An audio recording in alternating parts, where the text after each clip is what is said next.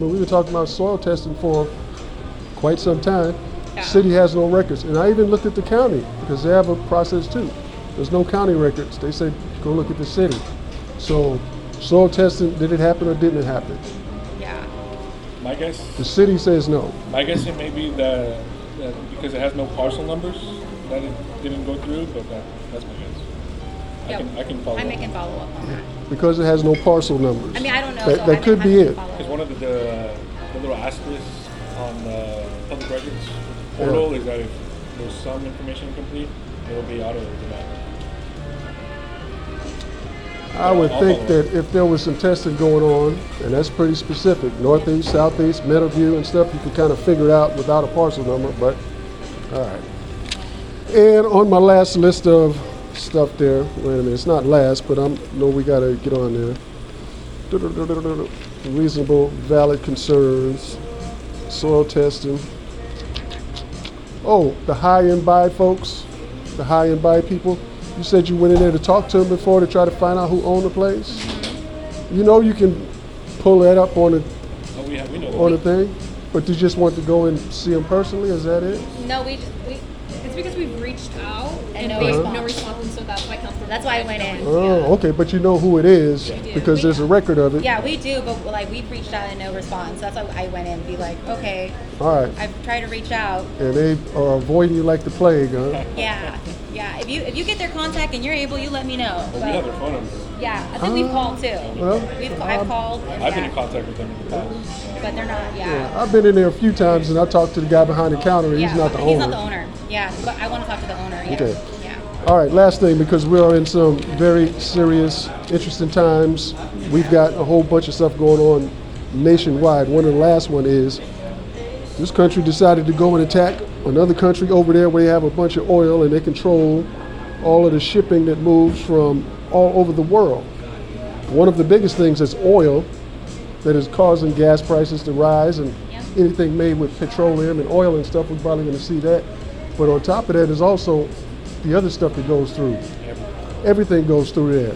And depending on how long this thing lasts, depending on what other events occur or don't occur in conjunction with this, the city as a whole may be facing some emergency times.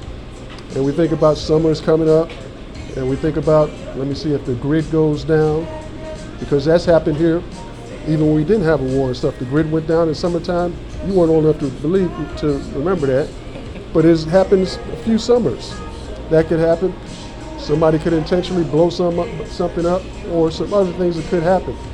Each city or each municipality has an emergency operations plan. They have one. How much do you guys review, rehearse, or see what your parts are in that plan? Is that something that the city does on a regular basis, or is that not? Do you guys do exercises and planning around that? That's a really good question. I can follow up with our emergency response. We have a whole emergency response team that actually has a whole plan. On flood, fire. We actually have But I think that's good for us just to follow up on, because I think just to be to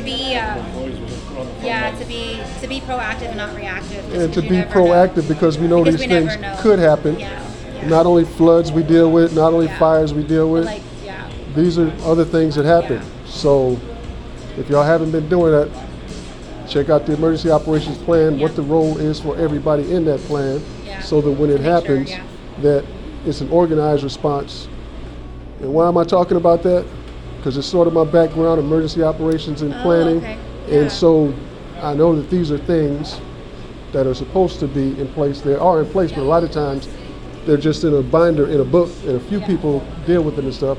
But there's a whole team of people that has to make that work. Emergency crisis. So we need to bone up on that stuff before it happens. Okay, so, thank you for bringing that to my attention. Truth and honesty and truth, integrity. That's what everything should be. And I say should be because I'm not naive to think that it's not, because your governor, his ex-secretary or chief of staff, she's been stealing money allegedly, campaign donations or something. Y'all had another guy that was on the city council that didn't live where he's supposed to live. Congress had a guy that faked his whole resume and got elected to Congress. So there's a whole bunch of stuff in the city, in the state. There's a lot of damn corruption that goes on. And so if you don't call it out, then you just allow it to go on. So, I appreciate you. Okay, thank you so much. all right, District 8 folks, good seeing y'all. Thank you.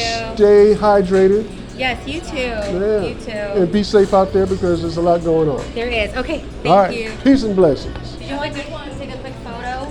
No, Okay, you're good? Okay. All see y'all later. Take care. I'll take your